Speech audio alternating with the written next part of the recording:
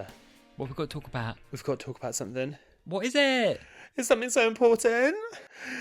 Hello, my name is Elder Price, and I would like to share with you the most amazing book. Din din. What are we actually talking about?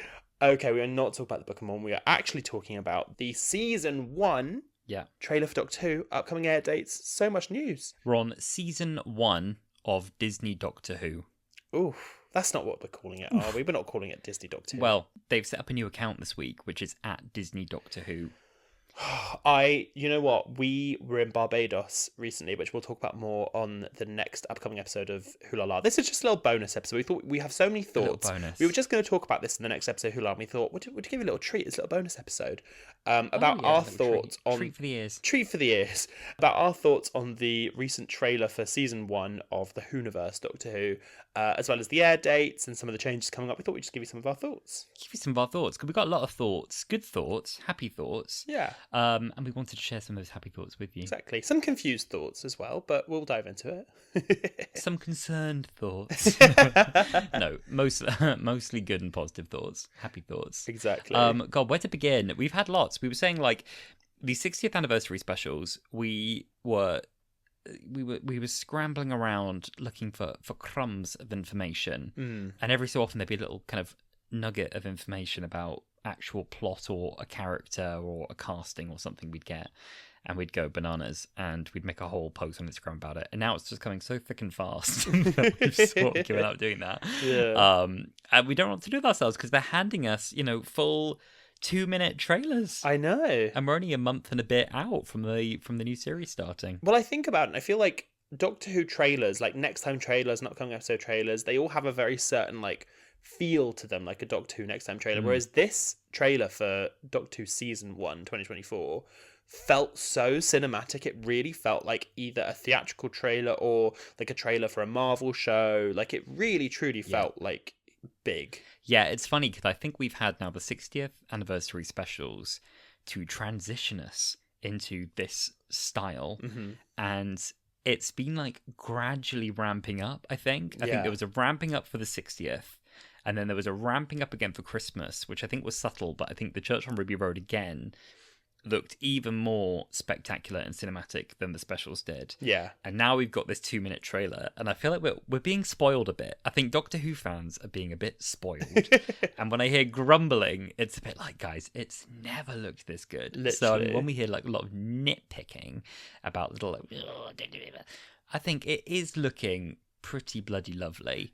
I just think if we could have put this 2-minute trailer in front of ourselves right at the end of The Power of the Doctor, nearly 2 years ago, what would we have said then? I think people would have been absolutely blown away by what we're getting in about a month's time. Yeah, no, completely. I think a lot of people like to cling to the fact that Disney are involved and this is what Doctor Who was and da-da-da-da-da, but times change and so must I, to quote one of the actors. And I just think it's so exciting. A lot of people have gripes with the air date. So before Disney and the BBC announced the new trailer, they released the information about when the episode is going to air. We're going to get a 2-episode premiere, which is actually very, very standard for Disney series. I think that they are leaning a bit more into Disney's way of releasing things as opposed to the BBC's way of releasing things, which is why a lot of people are finding that a difficult transition. It does mean that we're going to have both episodes 1 and 2 premiering on the same day, which is exciting, at midnight. And then they, I believe, will be airing later that evening on the BBC. I'm not really sure where, because it's Eurovision night when the premiere episode's on. So, I remember when Series 3 happened, they actually gave Doctor Who a week's hiatus to do Eurovision instead. So, I'm not sure. They wouldn't sideline it to BBC 3, would they? Well, there's a number of people who are boycotting Eurovision this year, so now they have a viable alternative. So if they do that, we can scoop up the boycott audience, give them Doctor Who instead. You can come to the Wholala viewing Don't party. worry, fellas. Come on over. I don't know what we're going to do with that. It's definitely unusual. The streaming first model for Doctor Who is strange, and I think people are justified in being anxious about that. Our instinctive reaction, so we were on holiday together in Barbados, which makes us sound like we're really, really wealthy to have gone on a Barbados trip. Your partner's from Barbados. Yes. And we were bobbing in the pool, with our rum punch, probably our 7th rum punch Of the and morning. the air dates dropped, and I was like, what is this? And you were like, what is this? And then I tweeted, everyone say sorry to Chris Chibnall. And at the time I thought that was really funny, and then the replies rolled in and everyone was like, I'll never apologize to that man, why should I? And I was like, oh my god, maybe I've made a mistake. And but people really felt strongly like, you know, no, the scheduling's not great, but anyway, I've come to like reflect more on the scheduling, and I think it can work. It's the problem with it, I guess, is that like for the longest time, Doctor Who has been the tea time show. Like you'll have your dinner and then you watch Doctor Who. Like that's how it works. It's Saturday night primetime telly. Yeah. And shifting it in a way that it only airs live for that kind of primetime dinner slot for New York at 7 p.m. is interesting. Actually, I think it works out really well for Australia as well now, doesn't it? Yeah, it works well for Australia. I think Australians in at like 9 a.m. or something, I want to say. Oh, okay. But like, no, which is still good. Really, really good. It's still good. It's better. Certainly better than what it was. Yeah, for sure. Yeah, I think Australians were like, oh, like finally we can actually like watch it in be real awake time for this. Yeah. Yeah. So it's gonna be great for an international audience. I think the weird thing is now, diehard Who fans who are really following the series and don't want it spoiled are gonna have to watch it, you know, either when it drops at midnight or stay off Twitter, off the socials until they've watched it first thing on Saturday morning.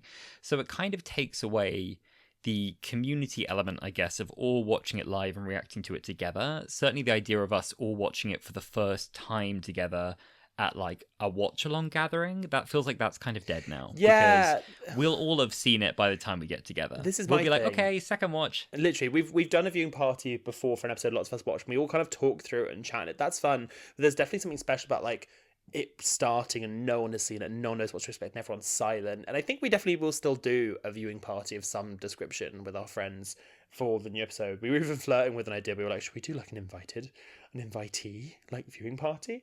That feels like a lot of work, and I don't like responsibility.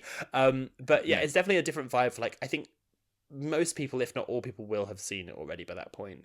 But I guess also that could be good as well, because it could just mean that you're sitting with your opinion. Like, when you come right off the back of an episode, like, we came off the back of the giggle and we were like, Doctor Who's never been this good. This was a perfect episode.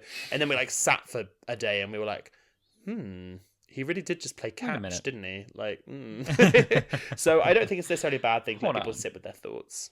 Yeah, that's true. That's true. I think it's a change I can learn to like as well. Like it's designed for modern audiences. It's designed for new viewers. It's not just designed around what people who already watch Doctor Who like. It's kind of like, what do modern audiences picking up new shows do? Yeah. And this is all part of the strategy behind Doctor Who Season 1. So it'll be interesting to see like how that plays out. I don't know. Like, I guess in the UK you'll have the figures for, I think iPlayer, if you watch it on the TV, like counts as watching something live in terms of the viewing figures. I think it all gets bundled together. Disney, I'm not sure if they publish their Disney don't publish their viewing figures, no. So we won't really know how it does internationally. They might say like it was their most streamed of the week or something if it did super well. But it's gonna make it weird for Wholala. Super weird. Did you know as well? I mean, we'll move on to the trailer. The trailer has actually got, I was surprised by this, more views as the Eras Tour than the Eras Tour trailer. It was on 3.8 million versus the Eras Tour's 3.7, 3.6, and I was like, whoa, yeah, like, we're back, baby. But also so funny, like as part of, I guess, this marketing arrangement, Disney Plus gets the advantage on, I think, not only cutting the trailer, because I'm pretty sure Disney made the trailer, not the BBC. And they seem to have had, I mean, they posted it a solid hour before the BBC channels did. And I don't know if it was just meant to be synced up and it didn't happen, or if that's part of the arrangement, is that Disney gets to go first now and they're like, we're going to post it, thanks. Which, again, isn't necessarily a bad thing, because the Disney channels have a huge reach on socials, which is really cool.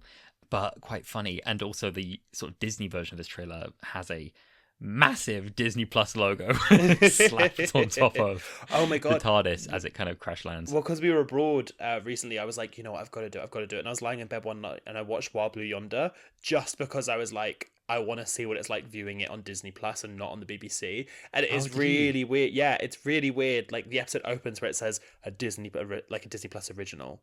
And I was Oh, like, "Oh, wow. are you really?" And then Wobbly Yonder plays, and I was like, "Oh, okay." It's so Oh, I didn't interesting. even think to do Yeah, that. it's That is really weird. interesting. Mm. The BBC version of the trailer, it closes with like the Doctor Who logo, and then it sits on a freeze frame, and you can still hear the Disney Plus clap in the background because the BBC obviously hasn't been able to fully cut it. And Disney obviously sent them a version with that logo still in it, and they were like, "We're not putting that in it." So Yeah, it freeze frames, and you can still hear the clapperboard sound, which I that's thought was so really funny. That's really funny. They didn't edit that very discreetly. No. I just find like that marketing aspect, like the relationship between the BBC and Disney, so interesting, and the way on the posters as well. It's like BBC presents like Disney Doctor Who is a really funny thing. I wonder how long it will last. Like if it's an indefinite partnership, or if it's going to last for a few seasons, then Disney will be like, "Oh, we're not interested anymore." Like, I don't know. I'd hope that they'd at least like got like a 3 series deal under their belt and not just be like, They we're going to must fund do. this one series and then good luck to you trying to fund the rest. I'd imagine that Disney is thrilled to get their hands on this franchise. I'd Yeah. imagine they are absolutely over the moon to have Doctor Who like under their belt and be able to call it like a Disney Plus original. Oh, for sure. And while I was So, watching Wobbly Yonder, you were watching the trailer. And was I? I was. Okay, should we dive in with a few kind of quick thoughts? Let's dive about in the with some trailer? thoughts about the trailer. Let's dive in. I'm always thrilled to see the new unit HQ/Avengers Tower. I just think it looks awesome. Every shot we've ever seen of it, I love it. And I know it's very Avengers Tower, but I think it looks I forget we're watching so Doctor good. Who when I see it. I'm like, what? I I'm like, love what is it. this? Is this Avenger? And I'm like, oh no, that's Unit. Like, long way from that like manor house in the Yes. 70s. Yeah, oh my god, totally. And it's so blockbuster. I don't care if it's realistic. I don't care who's funding it. I just think it's so funny. I love it. And also when the TARDIS crash lands in via the helipad, love that shot so much. But also I love seeing people at Unit like working at their desks. That is exactly how I had imagined a Unit spin-off in my head, was like people turning up to their day job at Unit HQ, dealing with the absurd. I love that world so much. Yeah. The more we get into the Hooniverse, the less I believe we are getting a Unit show, because clearly there's a lot of money being put into Unit, but we're now seeing that is because Unit are heavily featured in Doctor Who now, and I'm like, oh god, what if after all this we're really not getting one? Like, you know what I mean? Yeah. Yeah. I'm very doubtful that we're getting one. I think Unit is just a huge recurring staple of the current era. And I'm so glad. So I I really think didn't they'll- like them being out of it for Jodie's era. No, that or they're setting something up that we're going to get later on, and we get like a full series of Unit and then a spin-off when we're more familiar with the characters, because we do get some good characters at Unit. We obviously have Kate Lethbridge Stewart. I really struggle to say it. Lethbridge. Kate Lethbridge Stewart is back. We also have Lenny Rush's character Morris is also at one of the desks Yep. in the trailer. Yaz Finney's character Rose is there as well. I think she seems to work for Unit, which is great. So I don't know if Donna ever pops in. I was going to say, what's the excuse going to be that Rose now works at Unit, but Donna doesn't? Like, that, it's every time we're going to go to Unit. This is a bit of my worry. It's every time they're going to go to Unit, they'll be like, oh, Donna's on holiday again. Like, but here's her daughter. Like, I don't know. It's interesting. But no, I love, like you were saying, I love seeing Unit as well. Yeah. I love that we get Cherry Sunday back, and we get Their poor Ruby's ceiling. mum. Their poor Their ceiling doesn't get a break. I hope that's a running gag, because I think that's really funny. And that was like one of our really big wishes for RTD2, was that we would get like the family link back. We get the family back. Yes, no, I agree. I'm so excited to see more of the family. It's a big aspect of Russell's writing that I missed in other showrunners, and I'm really, really glad to have it back. Another thing that people did miss, and now I think definitely have oversaturation of, is they had to put David Tennant in the trailer. They had to. They couldn't resist it. I did it again, a joke tweet on Wholala, which clearly I should stop doing. Which was like a joke saying like, oh, a BBC spokesperson confirms like David Tennant is returning as a holographic head for a lot of the next series. And I was like, they'll know this is a joke. And then we had like 5 or 6 quote retweets like, just let him go. Oh, FFS. Why would the BBC let this man rest? And it was like, no, not really, guys. Not really. That's so dumb. But funny that was plausible to them. Yeah. We get lots of looks for Shooty. That was super exciting. I mean, that's not a surprise to us, but lovely to see. Lots of looks for Shooty. Speaking of lots of looks, one of my favourite bits in the trailer is when it's clearly going to be at the beginning of the the first episode, when they go to like the land before time and there's all the dinosaurs and stuff. And we see a new interesting look for Ruby Sunday when she accidentally does what people keep talking about all the time. Martha was talking about like stepping on a butterfly and it never happened. And she does it and turns around and we get a whole very new look for Ruby. Yeah. Where she's suddenly a creature that looks like a butterfly. Exciting on two levels. One, we've got humour.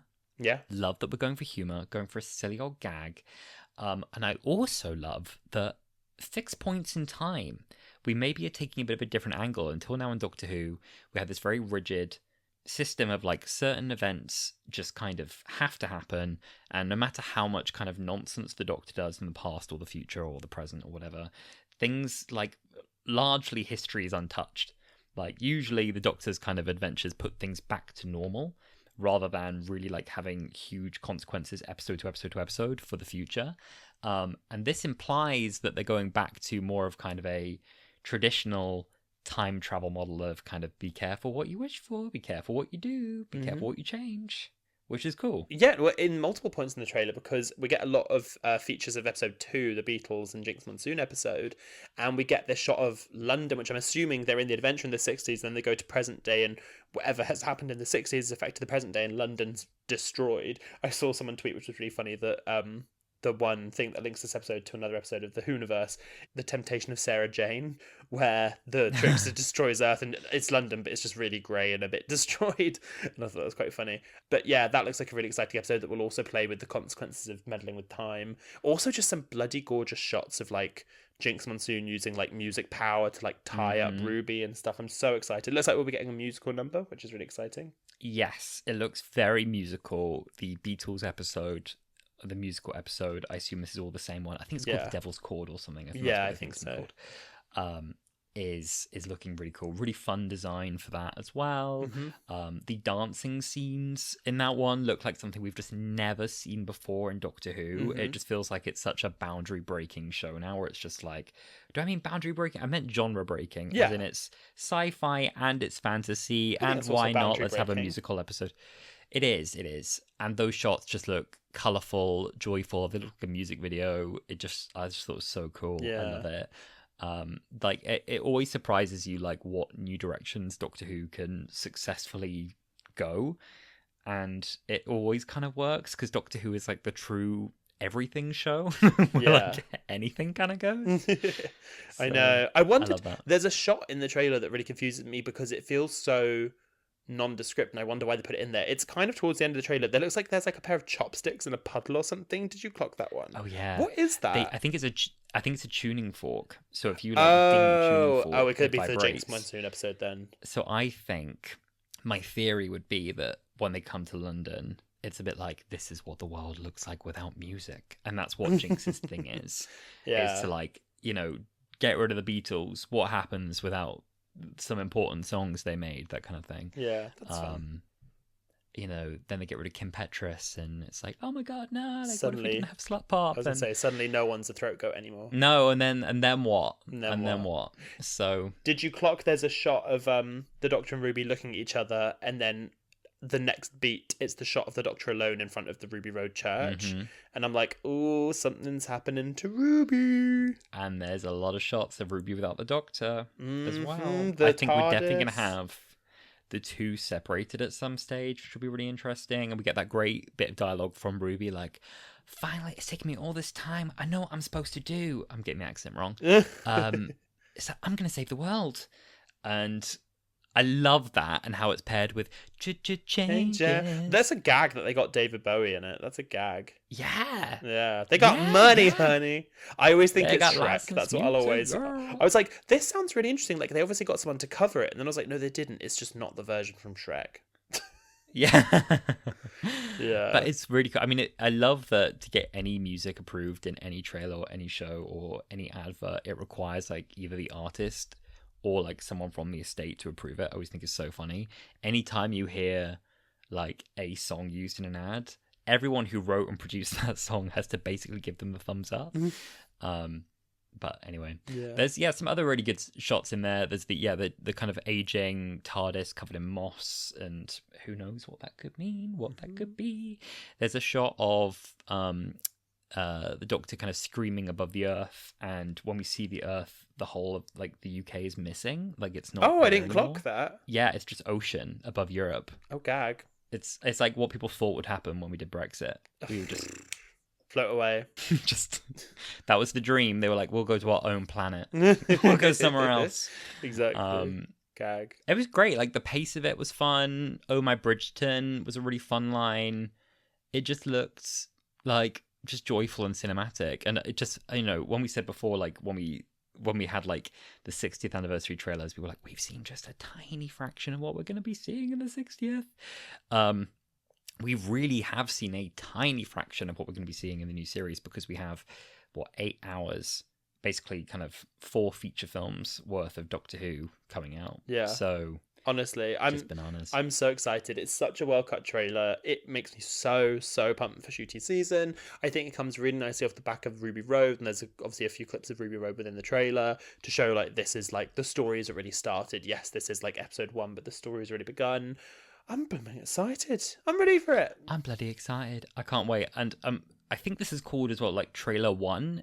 Like there's somewhere on Disney Plus, I think it was referred to as Trailer 1.